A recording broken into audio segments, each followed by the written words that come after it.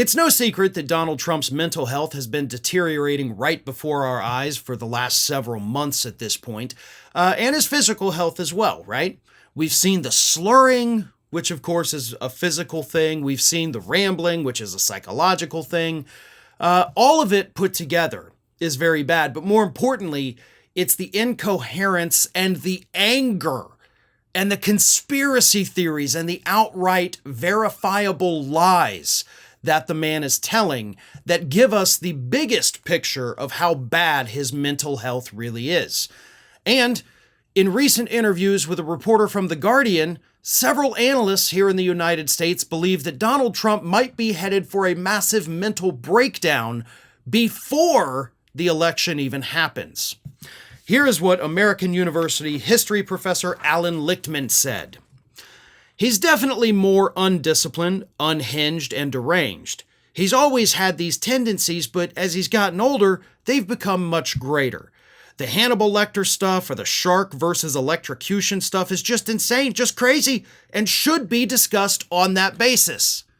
Which, by the way, is what I've been saying for months now. But it's a big mistake just to talk about Trump being unhinged or insane. You've got to talk about how also dangerous and retrograde what he's saying is.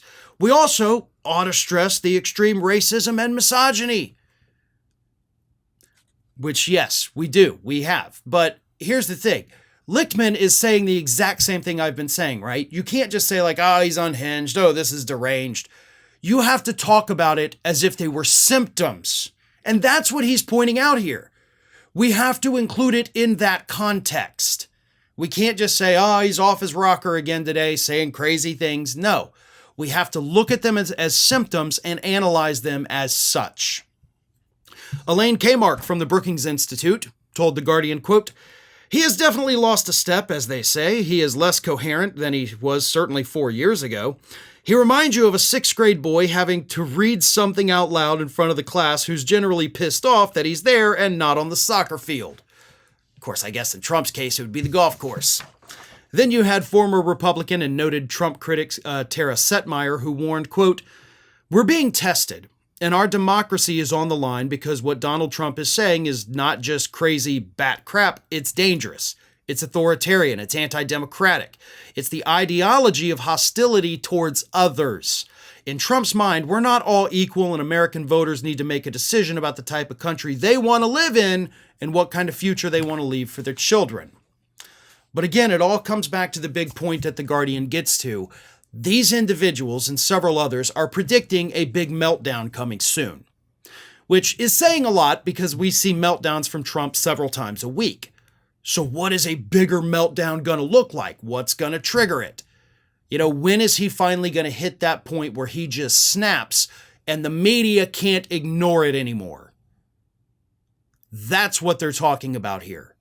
The media has done a phenomenal job, by the way, of sane washing Donald Trump. And I love that phrase. You know, oh, well, this is what he meant to say.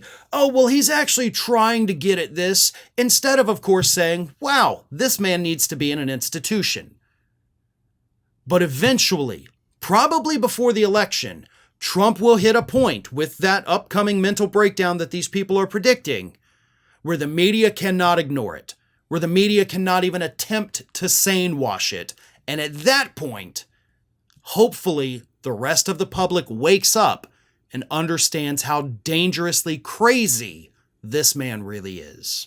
Well, folks, we have crossed that 1 million subscriber milestone, but rest assured, we are just getting started here at Ring of Fire. So if you're not already, please do subscribe to the channel and make sure to like, share, and comment on the videos.